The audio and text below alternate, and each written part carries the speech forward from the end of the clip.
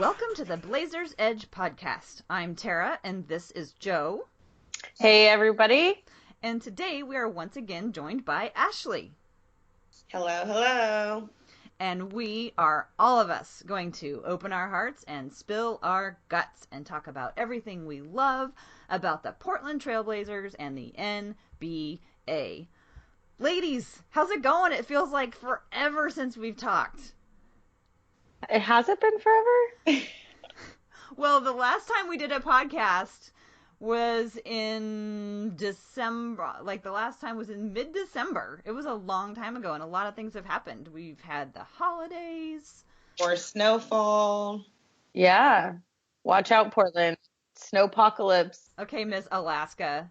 Ashley and I also went to the Les Schwab Invitational Tournament. That was so much fun, Ashley. I know. This year was wild. Like, it usually is, fun and draining and all that. But, man, the last day, I couldn't even get interviews from coaches or players. They were like celebrities. I was like, oh, my God, are these high schoolers or... It was really, one of the things that I took away from the Les Schwab Invitational Tournament was that I just love watching high school is hilarious because the one game that I watched between the two teams that were from out of town, they had, it was Sierra Canyon and Gonzaga, and Sierra Canyon had a star on their team that was almost 7 feet tall and was like basically a grown man, and he was huge and he was massive, and he was like, the star player on that team. And then on the other team, their star player was like generously listed as 5'8". I mean, legit 5'5". He was tiny. The star from Canyon, he is almost 7 foot and he's only a junior. And then the point guard from Gonzaga is 5'5", and he's a senior. But he's so good. Yeah, it was really fun to watch. It was super fun to see Brandon Roy there, and to see him, he just looked really comfortable, and it was really funny because everywhere he went, he was surrounded by his team, and I just thought, like, that's the perfect, like, for a coach, you'd never have to worry about losing your kids, because they all want to hang around you because you're Brandon Roy. I know. Plus, Ashley got a rad interview with him. Yeah, he made it easy for sure. So jealous. Did you have any highlights for you, Ashley? Just the overall tournament. I think the championship game was really fun and hyped up because, the team who won, I didn't think that they were going to win, but it kind of was that Cinderella ending, like, oh, Brandon Roy wins the tournament in Portland, blah, blah, blah. So, that made for a good story, but I think that Sierra Canyon should have won. So it was Nathan Hale versus Sierra Canyon, and Nathan Hale, the team from Seattle, won. I sat next to two guys who were they were wearing their Huskies shirts, and so I thought they were like from Seattle coming to watch the Seattle teams play, but they were actually from Vancouver. But the interesting thing about them is they have been to every Les Schwab Invitational Tournament. They've been for 21 years. I was crazy. Completely blown away by that. But, it's really fun. I can see why people, come back to it. But you know what I think we should do? What? I think that the three of us should road trip up to Seattle to just any given Nathan Hale game so that I can meet Brandon Roy. I will never, ever get over that. There are two things in Blazers history that I just like, I can't handle it. And it is Brandon Roy and freaking Wesley Matthews. Like, I couldn't, when he blew his Achilles, I was devastated for weeks. Like, it was all I could talk about. I was almost as devastated about that as I was about Tillicum and Blackfish. So for readers or for listeners who might not know who Tillicum and Blackfish is, because I admit I did not know who Tillicum and Blackfish was, do you want to give a short synopsis of why you're very sad today? Rest in peace, Tillicum, the orca whale, who died this morning in captivity at SeaWorld. He was captured and taken from his mother off of the coast of Iceland when he was 2 years old and forced to live the rest of his life performing tricks and breeding babies at SeaWorld and other water parks. And there was a documentary on him called Blackfish. Actually, he was the main focus, but it really exposes a lot of what happens at these parks, and it's very sad. And I got really upset when I first watched it. And for like 6 months, I was plotting how I was going to break in and like release him back into the wild, like full Free Willy style. He would have And died, though. He would have died. I don't think so. Just like Keiko. Keiko died when they released Keiko. Not if you put them in like they could have put him in what are they called? It's like a natural habitat. Like they could have created like a natural habitat for him, right? Like what is that called? Like a sanctuary or something. Anyway, he died and I was really sad about it. Much like I was very sad about Wesley Matthews when he blew his Achilles, and those two injuries / medical stories are just like devastating to me. I mean, I'll never, ever, ever not miss Brandon Roy. So if we could go up and I could meet him, I would probably cry. Yeah, he's really down to earth. You can just tell that he's really having a lot of fun and enjoying it. I mean, it helps that he has the best player in the nation, but I still think that he's enjoying the process, and his guys, they love him. They're like, oh my God, Brandon Roy. And that's how I feel, but just imagine being coached by him. So his whole family was there. Everyone was there. It was really cool. So he has the best player in the nation because the best player in the nation is from that area, or did Brandon Roy recruit him in and he came because it's Brandon Roy, or how did that work? I'm not 100% sure on what order of things happened. But the number one player, his father got a assistant coach position at University of Washington. So that relocated their whole family to the Seattle area. And so it's Michael Porter Jr., his little brother Jonte, his other little brother Corbin, I think his name is, and they're all on Nathan Hale. And then his dad coaches for UW now. So the whole family relocated to Seattle. I don't know if Brandon Roy became the coach first of Nathan Hale or if they got the job, moved, you know what I mean? So I don't know if that was like a last minute, oh, this is a school you're going to go to. But everything worked in great timing, and it all worked out for the best, obviously. So. Gotcha. And well, while we're talking about younger players, that leads into something that recently happened to the Trailblazers, and that is we recently found out that we just got the 2017 draft pick from the Cleveland Cavaliers. So we need to know who some of these younger players are. So this just became, I think, official yesterday that the Portland Trailblazers were going to get the Cavs 2017 pick. So we have our own 2017 pick and the Cavs now. And it took me forever. It was really complicated, I think, to figure out how we got this, how we ended up with the Cavs 2017 pick. And I think I have it all figured out. So if you guys will indulge me in story time, I think I have the sequence of events that ended up to this. So here's how it goes. So last year at the trade deadline, the Cleveland Cavaliers were trying to make space on their roster for former Blazer great Channing Frye, but they did not have room on their roster for him, and so they didn't have cap space, so they wanted to release Anderson Varejao. So we took Anderson Varejao for them, and Anderson Varejao still had a lot of money on his contract, so we absorbed the entire contract, which was like, I can't remember, but it's like 17, 18 million. It was a lot. I was gonna say I think it's 17 million.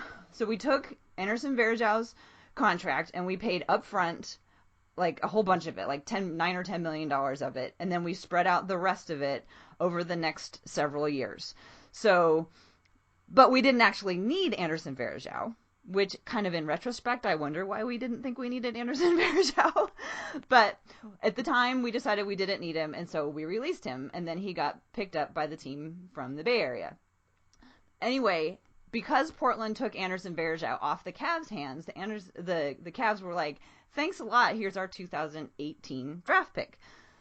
So we got the 2018 draft pick of the Cavaliers.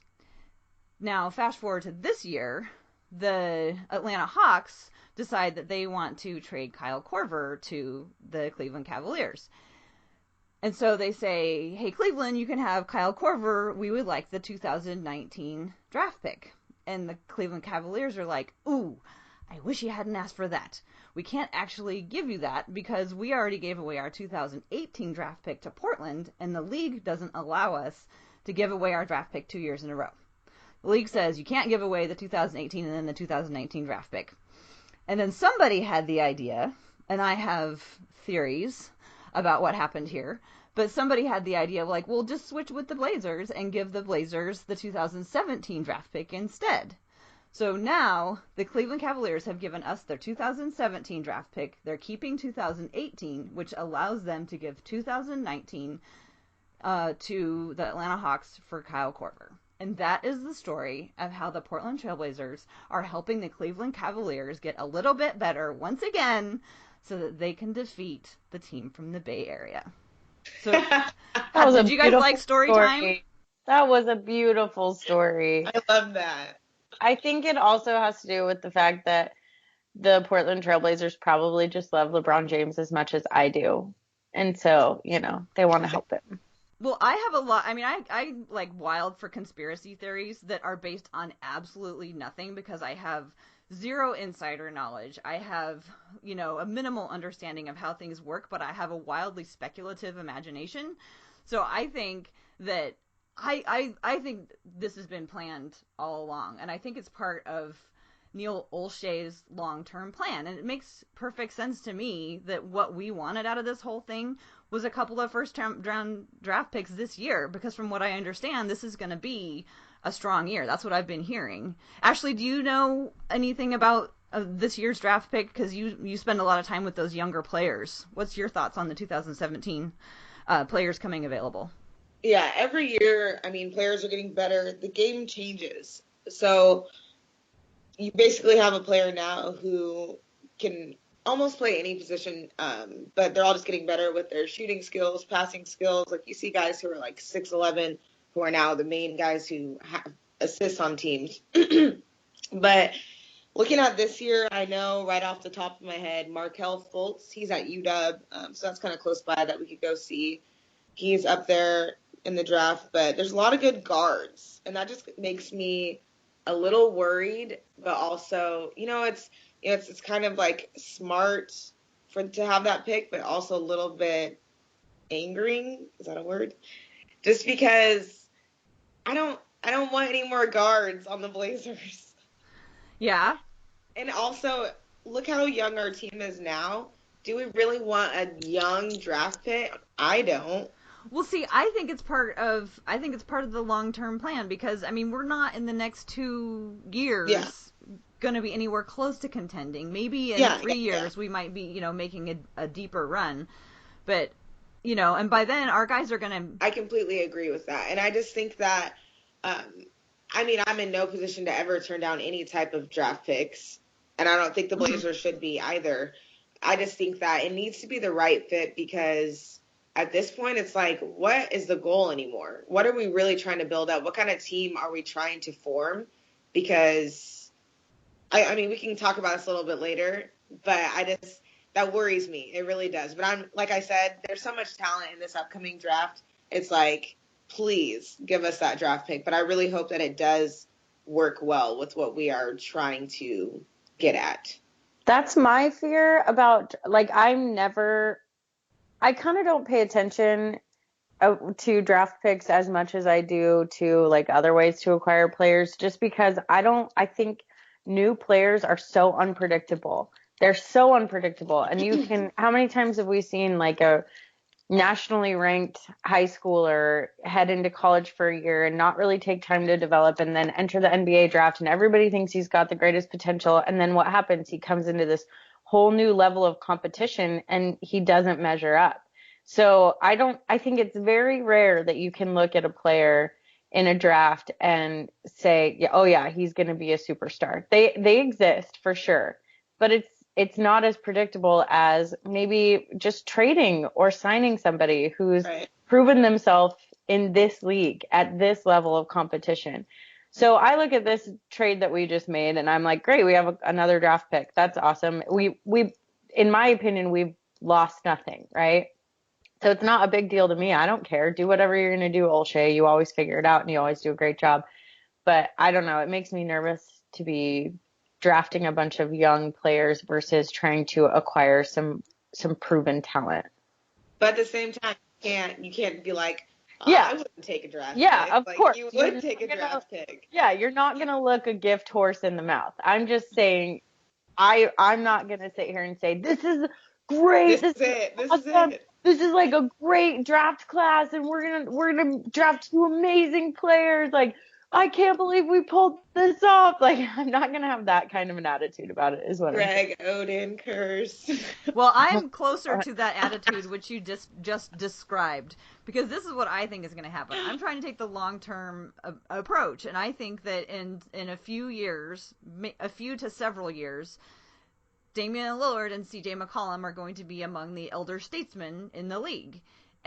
Or whoever we still have that we got from this draft. They're going to be the elder statesmen. They're going to be the 30-year-olds who have all this experience, and we're going to have a bunch of up-and-coming 23, 24, and 25-year-olds, whereas the other teams, by that time, I'm assuming somebody, even some of these superstars, are going to start having a visible drop-off in their performance. LeBron James in 5 years, Kevin Durant in 5 years are going to be probably, who knows, but they're probably going to be very different players, and we're going to be looking at guys who have a couple years of NBA experience under their belt in combination with our now elder statesmen. Never say that about LeBron James. Okay, so until he's sick, he's going to play just His as well when he's 60. Production will never drop from this point forward. Okay. He's a monster. Well, you talked about not knowing, all these high draft picks who go very high and then they don't pan out. They have terrific college careers and then they don't pan out in the NBA. And I don't think there's going to be any debate that Evan Turner falls into the category of somebody who was a very, very high draft pick based on a really good college experience whose game did not translate immediately into the NBA. So Evan Turner went number 2. Yeah. I think Evan Turner went number 2 because he went to Philadelphia and they were in full-on tank mode. So I think that's part of what happened too. I think he went higher than he would have gone anyway. But he did have a really good college career. What, Ashley? Yeah, I'm just saying otherwise, if the situation was different. Yeah, I think he would have gone differently. But anyway, so we're over 30 games in on Evan Turner. The last time Ashley was on the podcast, we were 20 games in, and she was still skeptical about Evan Turner. And so we said we were going to revisit it. So here we are. I hope you watched that Lakers game. So now we're going to talk more about Evan Turner. And I had 2 quotes from national writers from the very beginning, and I want to talk about what they had to say. So, and I hear what you ladies have to think about that. On July 1st, Bill Simmons, everybody's favorite reporter who loves Portland so much, he's the one who's famous for saying that Portland fans are soccer moms. Thank you very much. I take that as a compliment. Bill Simmons said on Twitter, "Good luck to Evan Turner in Portland. I loved having him on the Celtics. The definition of a pleasant surprise." So that's what Bill Simmons said. My question, what do you two think about that? Is Evan Turner a pleasant surprise? We'll start with you, Jo. I think that Evan Turner is one of those things. I think Evan Turner is pleasant. I don't think that he is a surprise. And I have been saying this from the beginning. I don't think that the idea was to ever make Evan Turner come here and think that he was going to score 20 points a game and have 10 assists and 7 rebounds and 3 blocks or 3 steals or, whatever. Like, I just don't think it was ever intended for him to come here and produce that kind of a stat line. But coming here and having, what is he at right now? He's averaging over 10 points a game. No, he's just at 9. Let's see, I have that handy. Oh, sorry, you're right. I'm looking at career. Sorry, you're right. It's 9.6, 3.9 rebounds and 2.9 assists. But I'm sorry. Okay, 9.6. Fine. I'm gonna average it. I'm gonna round it up. He's averaging 10 points a game. He is producing. He is doing the things that we need in order to win games. You just quoted you just mentioned a quote from Bill Simmons. Well, I've got a quote for you too. Damian Lillard, after the Lakers game, he said on Evan Turner, he kept us in it. Damian Lillard gave Evan Turner the props for that W. And so do I. Like, there's no way, had Evan Turner not done what he did in the second half, that we would have won that game. And you can look at his stat line. His stat line, frankly, sucked. The only thing he did really well that game was score, right? But that is exactly what we needed in that moment. We needed a scoring spark. We needed somebody to get us back in our offensive rhythm. And who did it? Evan Turner. So to me, yes, he's pleasant. He is pleasant to have around, but he is not a surprise because he's doing everything that we needed him to do here. I should say everything we needed him to do within his capabilities and skill level. Like, would I love him to have come here and been like the most elite defender in the whole entire universe at 6'7"? Of course. But within his capabilities and skill level, I think he's just doing what we needed. Okay. Counterpoint. Okay. I'm glad you went with pleasant, but I'm going to go with surprise. And I don't think surprises are always a good thing. I'm just not team Evan Turner. I don't think I ever will be. And it's not because I'm like an Evan Turner hater, but he's just not consistent for me. And I'm just really picky, and I expect more from him. I don't know why I really expect more now that I'm like really like lining up the points and thinking about it. I don't really know why I do expect more, but great. You did good against the Lakers. That's just, I don't know. I'm not bought in completely. And I just feel like someone else would have stepped up if he wasn't here in a way that I would have been more pleased. Like who? Because Alan Crabb's not doing his job. Like, but do you think that has anything to do with maybe him joining the team? I don't know. I guess you could argue it both ways. Because I kind of want the spotlight more on guys like Alan or like Mo. Like, I don't even want to put any of the pressure on Evan, because I'm not going to sit here and be like, why can't you do more? It's not even about that anymore. It's just like, I think it might be messing up the groove a little bit. Even though he's still a great player, he's still going to have moments where, of course, they won the game because of him, or of course he stepped up. He's not a bad player. But I just feel like Evan's not really taking minutes away from Mo. Mo gets more minutes per game than Evan does. I just feel like other players, I don't know, maybe are feeling like they have to take the back seat a little bit. I don't know. So my thoughts on Evan Turner is that I don't think I would call him a pleasant surprise, because I think that we knew what we were getting. And I think what we knew that we were getting is that we're getting somebody who could shoot from the mid-range, who can handle the ball, and who, when necessary, can create his own shot. That's what we were getting.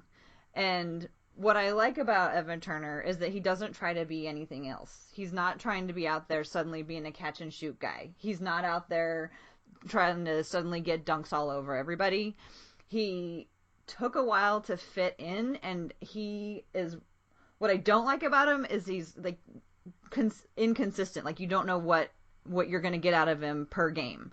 So like, if he's had 10 games where he scored like 5 points or less, but then he's had a ton of games where he scored in double figures, and you just don't know what he's going to get. And I feel like if we could get more reliable scoring from him, even if that reliable scoring was just 12 points a game, but not 0 points this game and 20 points that game. I wish we could get a more reliable scoring on him.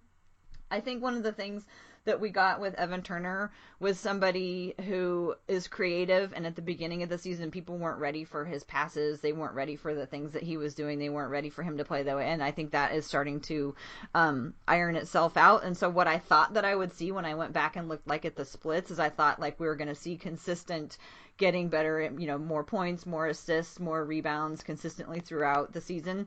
It's still uneven. It goes up, it goes down. So if we could just rely on him more, but I think we're getting what we're getting, and I hope by the end of the year, like, it's more consistent per game. Yeah. But I'm not disappointed in him, and I'm not disappointed in that that's what the Blazers got, because I mean that's what was out there, and I don't know. Yeah, you have to look at it. people have to stop looking at it as, and you know what? I was just thinking to myself, we have hashed this subject so many times. We should promise the listeners this is the last time we're going to talk about Evan Turner. But people have to stop looking at it as, I expect massive numbers from him, and I expect the craziest stat lines from him, and I expect the most consistent player of all time from him.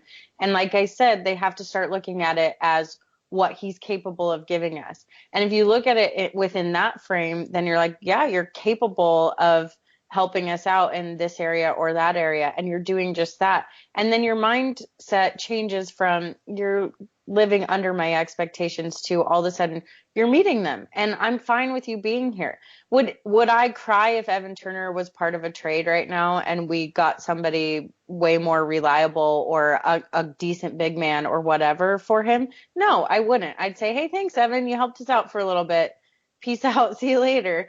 It's not like I think he's the end all be all for us, because I'm looking at him within the frame that I think that he should be looked at according to his capabilities and skills. And I think occasionally he was inconsistent in the Lakers game when he hit a three. The boy doesn't shoot threes, but in that scenario, you're happy, right? Yeah. You're like, thank you for oddly making that three for us. Like, so just, I think always take it with just let it be relative, right? Like, look at it relatively. So yeah, it could be a lot worse. I mean, he could be injured. He could be not playing at all, and that could be a complete loss. Yeah, Festus Ezeli. Yeah, so I will definitely give him that. He is working. You can tell he's trying to make it work, and he's doing his job within what he can do. I'm just right there with you. It's so inconsistent. Like 20 points last game. How many today? I don't know. But yeah, but you wouldn't not take those 20. It's just like I'll take that over. Right? You're going to take that 2017 draft pick if it's given to you. You're going to take those 20 points if Evan Turner gives them to you. Right. It just has to be ultra picky. Me being ultra picky, I could live without him. Sure. We could all live without him. Yeah. I think that the difference, too, between when Evan Turner came to the Celtics and when he came to Portland is that he had not been playing up to his potential before he got to the Celtics. And so for the Celtics, I think, yeah, it was a pleasant surprise for them, but I don't think he's a surprise to us. I think he's mostly doing what we thought that he was. That's what we went after him for, right? You know what I really like? He makes difficult shots. Like, he does. He relies on like footwork and creating his own shot, and he can make some difficult shots. So he also makes his free throws. Mm-hmm. Yeah, and he makes some pretty crucial defensive plays. Like, I don't know, I like him. I like what he brings. Okay, well, I have one more question, and that is one more comment. It's from Nate Duncan from the Dunked On podcast. Nate Duncan has been on record over and over and over talking about how poor he thought this signing was. He gave us an F+ for our off season. He was so disgusted with it. And on October 21st, during a preseason game, he said, Mo Harkless is already better than Evan Turner. So my question is, Mo Harkless better than Evan Turner? See, Ashley, I'll let you start this time. I think Mo has more to offer. I don't know if that means, he's automatically better than him. Definitely has less experience, but I think his skill set is wider than what Evan can offer to us. Because it's not far-fetched to see Mo hit a three and then next play dunk it or something crazy. You know what I mean? Or I think get back on D like lightning. Right. Yeah. Right. But they're completely different body types, skills. So I always get mad at people when they try to compare two players who are not even the same type of player. I'm like, okay, that's not fair. I can't even talk to you right now because you're not even making sense. But I think that I definitely pick Mo over him just because of the spread of his skills there's so many other things that Mo can do, and that it wouldn't be like, oh wow, Mo just did that. So I don't know if I'm going to sit here and say that Mo's already better than Evan, but I would pick Mo over Evan.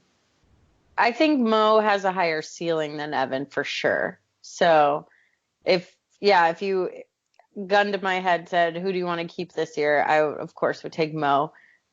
Plus those pearly whites. Best teeth on the tape. But yeah, I think he has more overall potential. I think Evan is kind of like you're seeing the player that he is. Like he has a specific role and he's going to stay within this realm. Maybe improve slightly, but Mo, he's got so much going for him. Well, the statistics do generally show that Mo statistically is better than Evan Turner. Not by a huge landslide. When you look at it per game, so Mo plays about 5 more minutes per game than Evan Turner. So Mo plays about almost 31 minutes per game, and Evan Turner plays 25 and a half minutes. And in that time, Mo gets almost 12 points, and Evan Turner is averaging, like we said, 9.6. Mo gets 5.1 rebounds. Evan Turner gets 3.9 rebounds. Mo gets almost 1 assist, and Evan Turner gets almost 3 assists. So assists is one of the interesting categories where we do get more from Evan, and where I do think I think that's one of the reasons that Portland went after him. Like if you look at last year, Boston, who Evan Turner played for, was number 6 in the league in terms of assists. So their team assisted a lot last year, and ours was down like 21. So we were looking for a guy who could create assists, and Evan Turner replaced Gerald Henderson pretty much in the lineup, right? Can we say that? And Gerald Henderson only averaged 1 assist. So we're getting a couple of extra assists from Evan Turner, which is one of the things that we were looking to get from him. So that's a good thing. But to just continue on statistically in ways that Mo statistically shows to be better than Evan Turner, he's got a better field goal percentage. He has his effective field goal percentage is quite a bit better. That's because of his success shooting threes. And then his true shooting percentage, Mo's is a little bit better. Evan Turner's true shooting percentage goes up because he is an effective free throw shooter. And if you look at player efficiency rating, neither of them have a great player efficiency rating. The player efficiency rating is that like statistic that is like 25 lines long of math, but basically it takes all the good things that somebody does, and then all of the things that like turnovers and bad things that they do, and puts it into this magical pot and comes out with a number. And the league average of player efficiency is supposed to be 15, and both of these guys come in under that. Mo at 13.4 and Evan Turner at 12.3. So I don't want to go too much into that because I probably like only understand 1% of what a player efficiency rating means.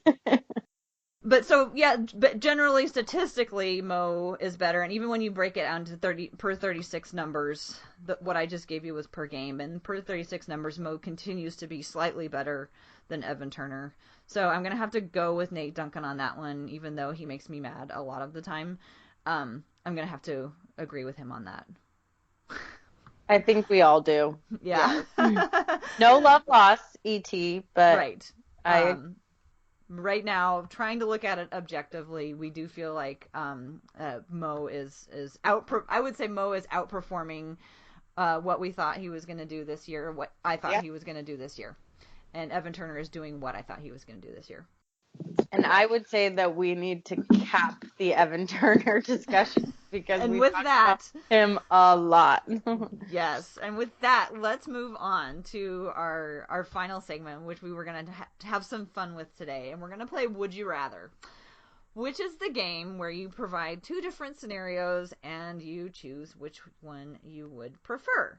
So does anybody have one that they want to start with? We all prepared a couple of Would You Rather questions, and we didn't really share them with each other beforehand. You start. Okay. So with the team that we have right now, if both players were healthy, would you rather have Festus Ezeli or Wesley Matthews? Wesley Matthews. Why? Purely because I love him so much. I mean, if you look at it logically, of course, we'd need a guy like Festus Ezeli, right? We need that ultra big man, but I freaking love Wesley Matthews so much, and I would never take him just because you like him better. I'd never be able to live with myself if I chose someone else over him. He's in my top 5 Blazers all time, so that's why. Completely illogical. Top 5? Top 5. Oh my. Ew, we'll talk about that later. I would rather Festus healthy. Mm-hmm. Because, I mean, he's scrappy. He knows how to play, and I think he would be very hungry to dominate in Portland. Because I don't think anyone else would do what he would do if healthy. So but I love Wes.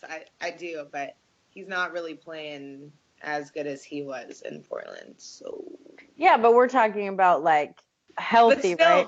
So like pre-Achilles, right? I know, but still, we don't need Wes. I mean, like, okay, I'm not gonna say that's gonna make you cry, but we don't need Wes right now. I know, that's why I'm saying mine is completely illogical because it does not fulfill a need. I love Wes. Don't One listen time, to this, Wes. But my season ticket used to be the row behind courtside right at the Blazers tunnel. And one time Wes came over and was on the bike there keeping his knee warm, and I almost threw up because he was like two 2 feet away from me, and I was like, oh my gosh, so cute. And I like, play it cool, Joe. Don't do anything stupid or crazy right now. or crazy.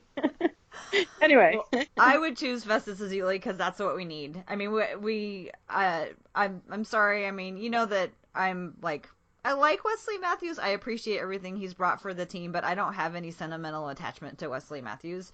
And I think that we could really use Festus right now. In the Lakers game that we just saw, I think, because I think what Mason Plumlee does on offense is so great. I don't want to not have Mason Plumlee anymore, but I want to be able to slip in somebody that I know is going to be solid, or start somebody who I know is going to be, I'm not sure who I would take, but I want somebody who can play a defensive center no matter what for sure, and I think that's who Festus Ezeli could be for us.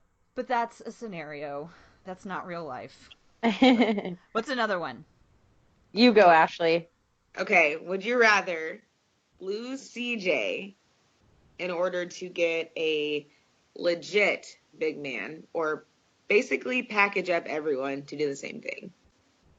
Lose CJ. CJ. Okay. No question. Why? Expand. I like what he's doing. Like, he's balling out right now for sure. It's not that I don't like him. It's just that I think that he's our most valuable trade piece, and I would rather lose him than Damian.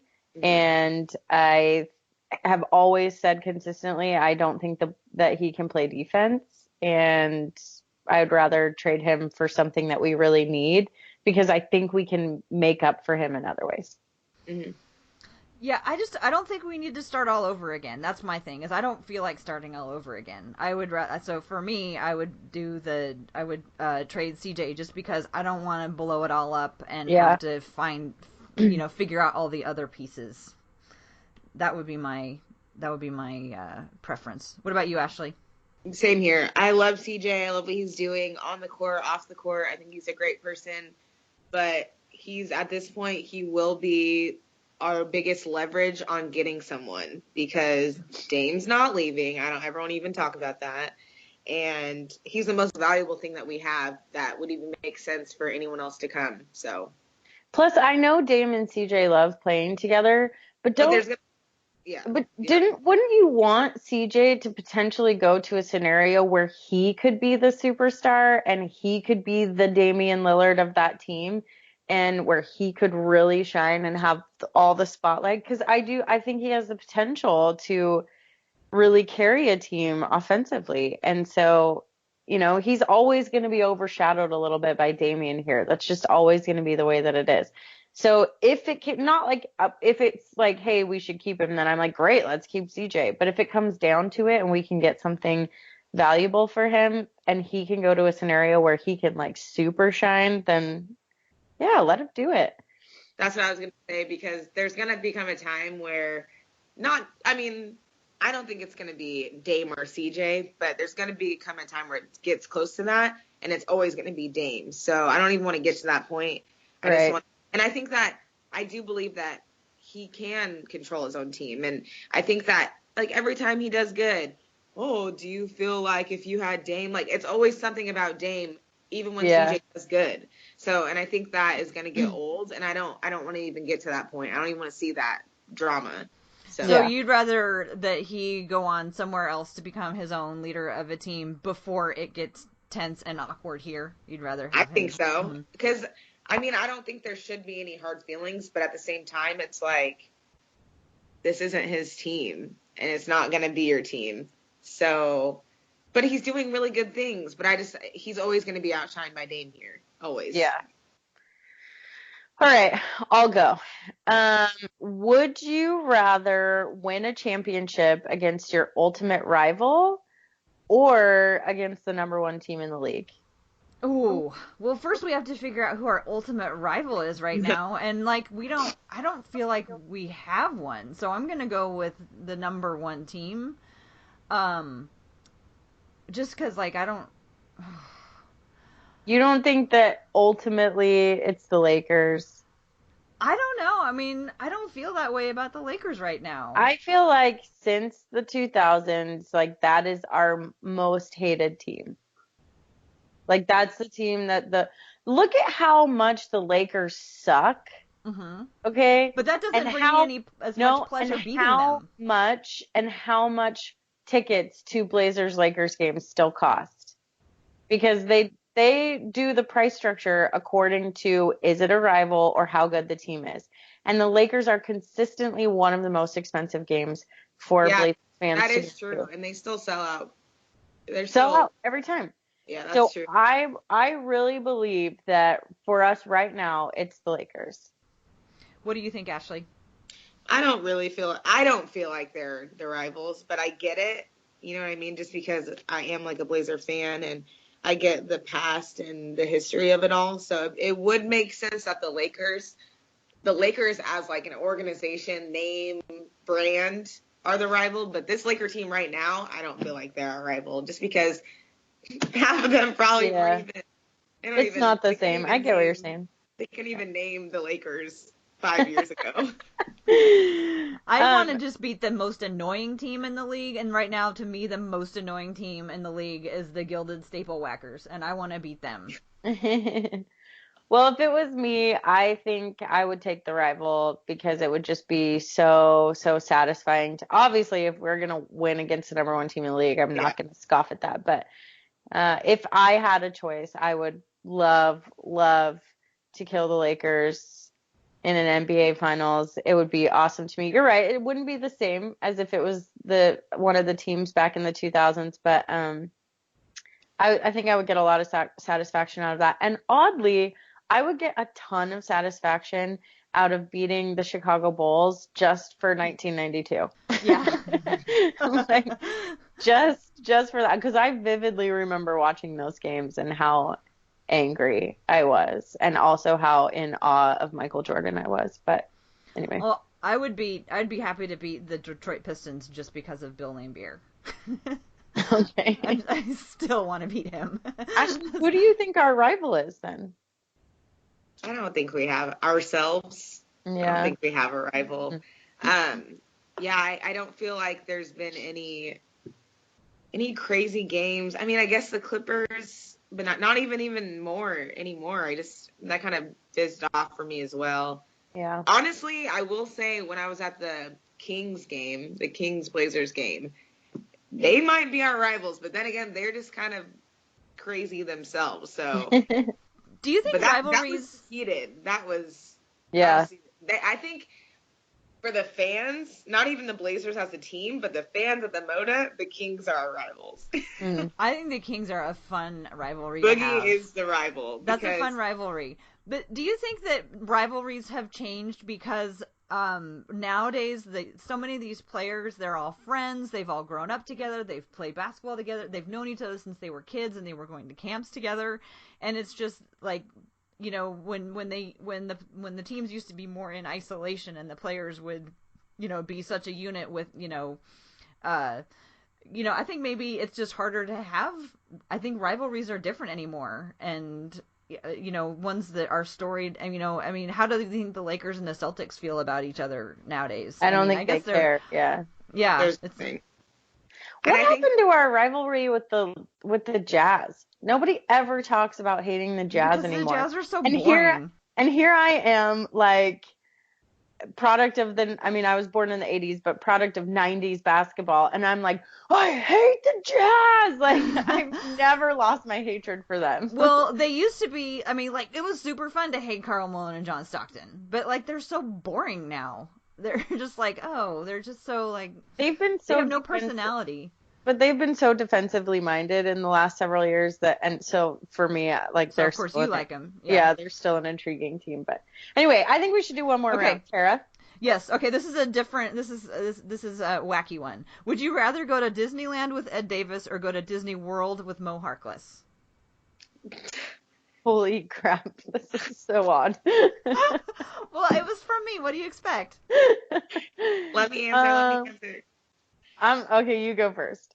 Okay, I would choose Disney World with Mo. One, because he was in Orlando for some years, so he probably knows the ropes, and he's probably been before, and it'd be so fun. And he's like a kid at heart, so I just know that we'd have a blast.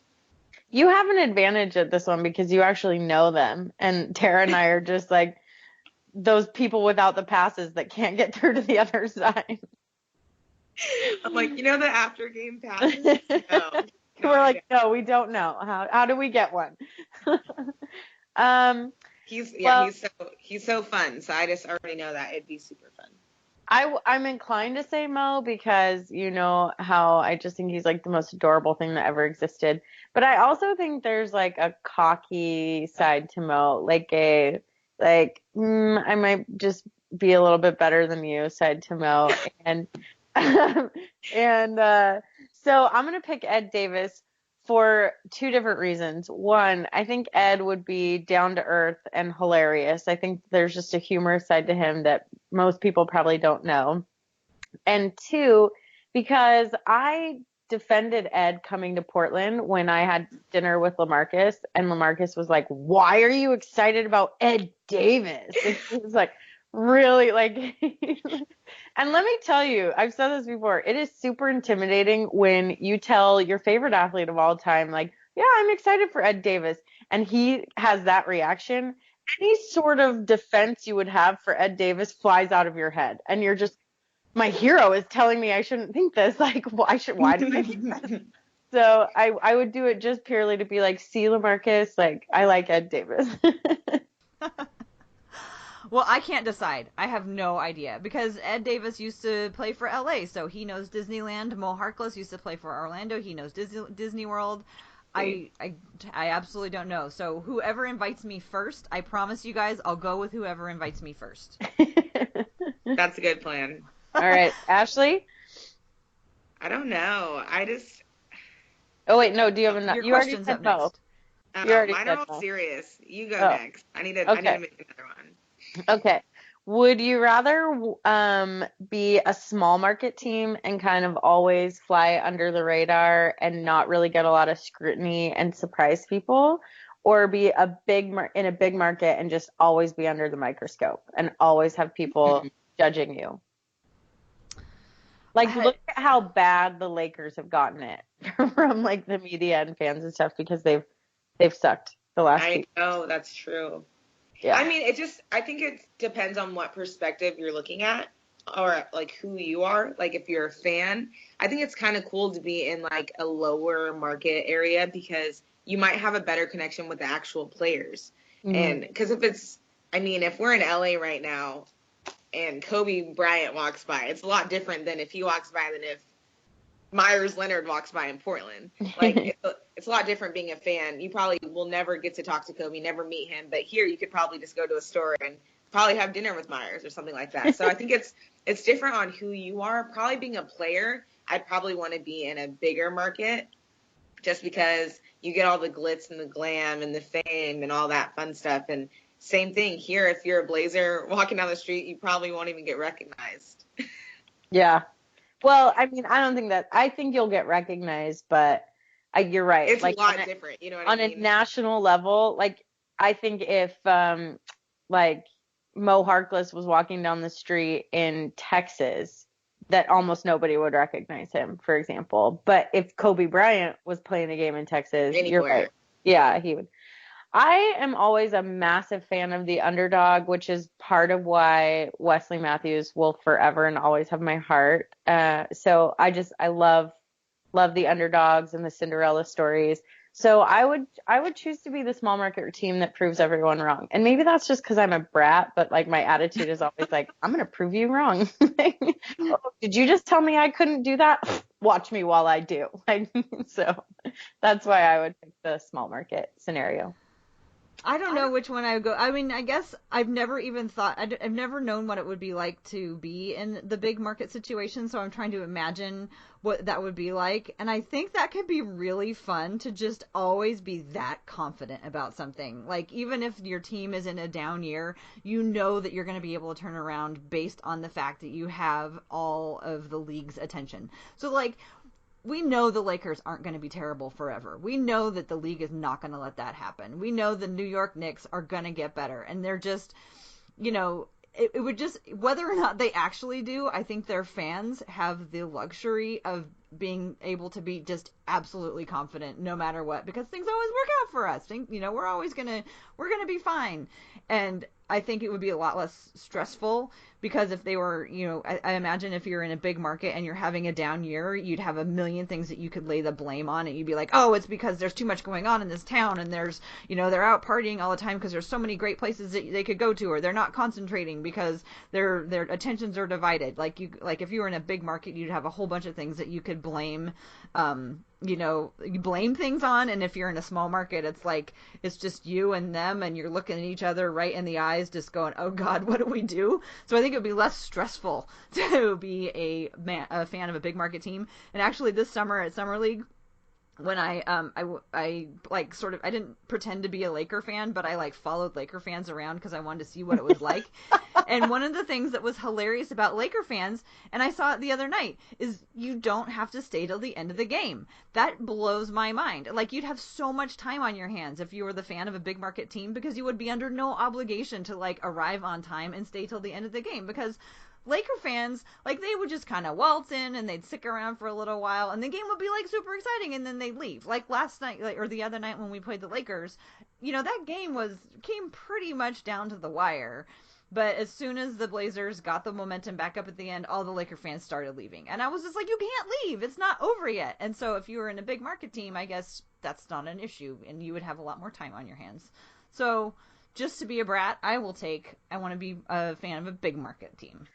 All right, Ashley, do you have one more for us before we go? Yeah, I do. Would you rather the Supersonics come back to Seattle? Oh, this is good.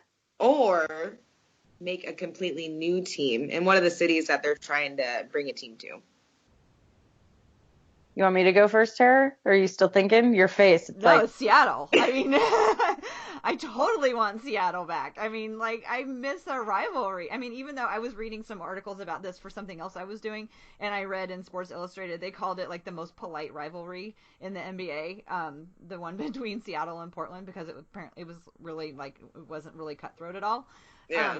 But I would love to have a team nearby us, just like having somebody that it would be easy to go to away games, and that our team would have to travel less.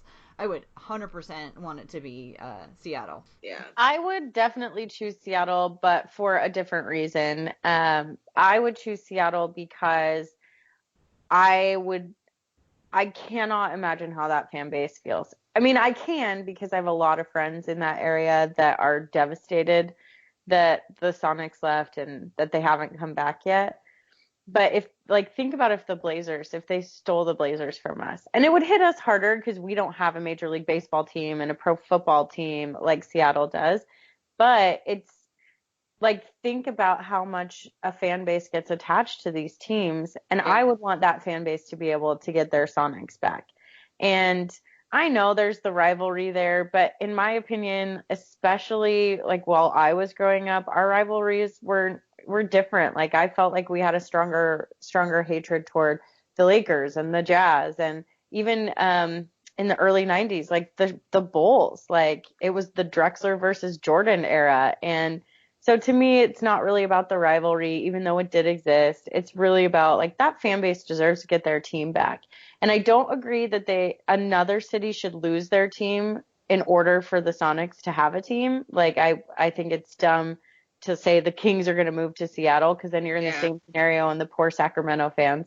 But I think starting a new, so maybe a melding of both. Like, you are going to have to start a new team, but in an old city with an already existing fan base and a brand. I think, I want the Supersonics back, just because how cool would it be that there's another NBA team only 2.5 hours away that we could go to games to, or if Blazers are traveling, just go to that game. And like, I've covered a lot of WNBA stuff, so I go to a lot of Storm games, and they have a pretty good fan base for a WNBA team. And it's just, you can just see the like longing and like how sad they are that they don't have a team there. And like, the Seahawks do really well. I think that a team would do really well there. And I mean, I hope one day they'll get them back, just because I'm sick of people talking about the Supersonics without us being able to go out and beat them. Yeah. Like, oh, the poor Supersonics. Well, let's go beat them, and then we can all feel better. I don't want the Blazers to move there, because some people have said that, and I was like, no, but... No, that would be dumb. I would chain myself to the front doors of the Moda Center. Same. Yeah. I would be right there with you with a Telecom shirt on. Yes. Everybody go watch Blackfish. R.I.P. Telecom. Have a moment of silence today for Telecom. Well, R.I.P. Telecom. Thank you. Cheers. And ladies, thank you for taking the time to talk again today. It's great to see you both and to get the new year started off. And I think the Blazers are going to start winning some games here. I'm ready for them to start winning some games here. How about you two? Anybody else want to add something to before we sign off? Wesley, I love you forever. We can only go up from here. So. Yeah, Wesley's gone, Joe. And that doesn't mean he won't come back. He's never come back. But we have a Kevin Garnett scenario. Okay? He could come back. Stranger things have happened. Would you rather have Brandon Roy come back or Wesley Matthews? Brandon Roy. B-Roy. Yeah, I think probably we're all going to say Brandon Roy on that. B-Roy. Brandon Roy breaks my heart. But anyway. All right, everyone. Thanks so much for listening to the Blazers Edge podcast. You can find us on Stitcher and iTunes, or you can just hop right on over to the Blazers Edge website and find all kinds of great content about the Portland Trailblazers. And until next time, go Blazers.